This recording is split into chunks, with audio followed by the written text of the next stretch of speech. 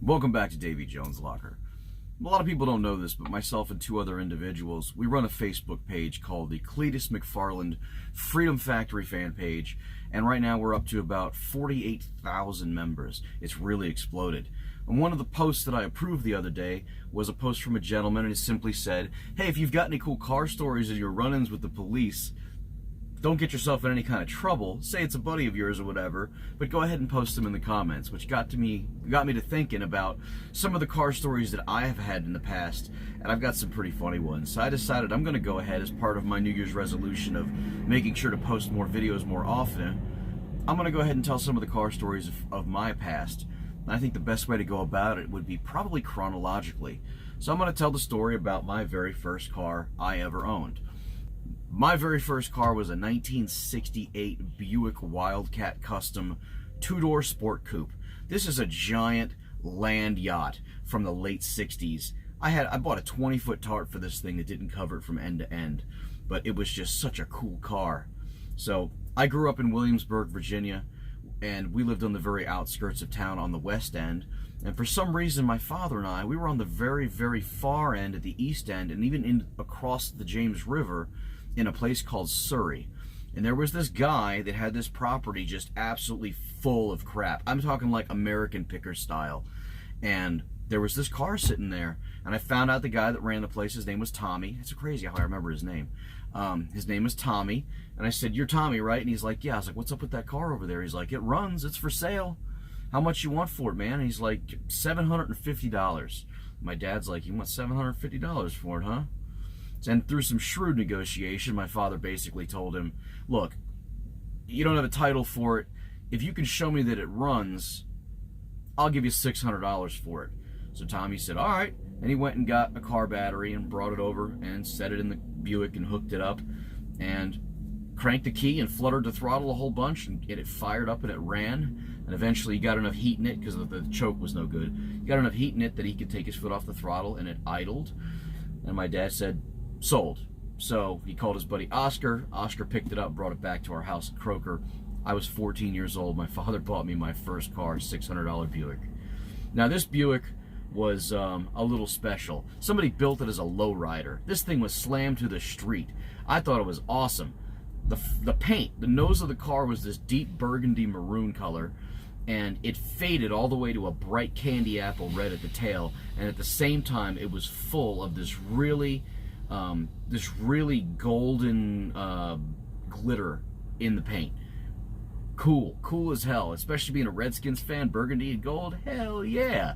So we get it back to the house, and we ended up pulling the passenger seat out and the back seat out, and I vacuumed out all the floorboard and everything because it had a bunch of junk in it. And this car had every single option known to man in 1968. It had a power antenna. It had a power driver's seat.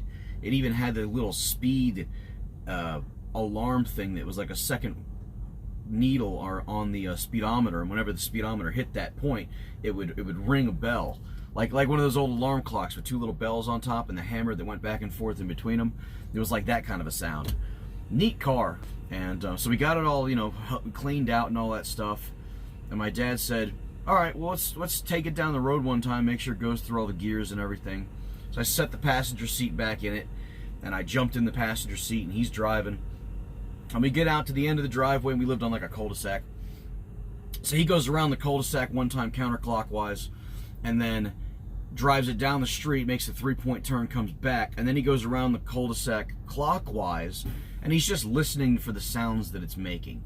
Doesn't really hear anything. It's kind of all up on the up and up. Everything at this point is up to temperature. All the gauges are working. It has voltage, and it had oil pressure. And my dad kind of looks over at me and goes, I wonder if the accelerator pumps are still working. And he mats the throttle, and just like a boat, like a real boat on the water, it bows up, and I just hear it take off. And a big block, big torquey big block is just instantaneous power. And when he mats it and the front of the car comes up, me in a chair, not bolted to the floor, I rolled straight backwards. I ended up going feet overhead and doing basically a backflip into the abyss of this giant cabin of this giant car. And my dad is laughing his ass off. He thinks it's the funniest thing in the world as I'm like crawling back up, and I set the seat and I jump over on it, and he goes, you know, for a big car, this thing moves pretty good. At the time, I'm just like, cool. But we had a good laugh about it, and it's just funny how you remember certain things. And I don't think I ever told anybody that story, and I don't know if my dad told anybody that story. My mom, he may have told my mom. He hit the throttle, and I Cirque du Soleil'd into the back seat. But yeah, that was pretty much the story of my very first car and the very first time we drove it. You know, since I own that car, I've only seen 2 other Buick Wildcats in my life.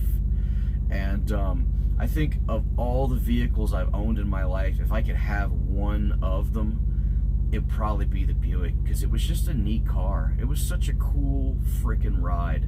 The giant sweeping fastback. Car had no B-pillars. It was just all glass on the sides. You could roll all 4 windows down, and you could move your arm like this through the side of the vehicle, and it was just, there's nothing there. There was no B-pillar at the back of the door. Just a neat thing. So that's the story of my very first vehicle and how it ended up in our possession, and I miss it. So if you have any other car stories of your own, by all means, put it in the comments. If you really want to help me out, hit the thumbs up button or subscribe. This could be a lot of fun. It's always interesting because car guys, we always have stories about all this kind of stuff. So anyways, until next time, work on your projects, pursue your passions. I'll catch up with you.